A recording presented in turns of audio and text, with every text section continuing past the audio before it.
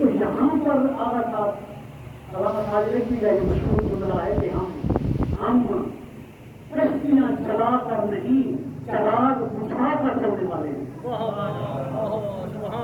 یعنی یہ شب عاشور فرزند رسول اللہ کے فرزند نے چراغ بجھا دیا.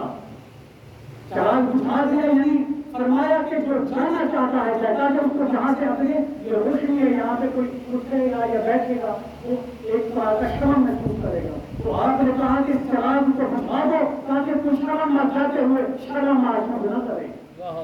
تو یہ شب عاشور انسانوں کی نہیں ضمیروں کی شناخت ہوئی ہے.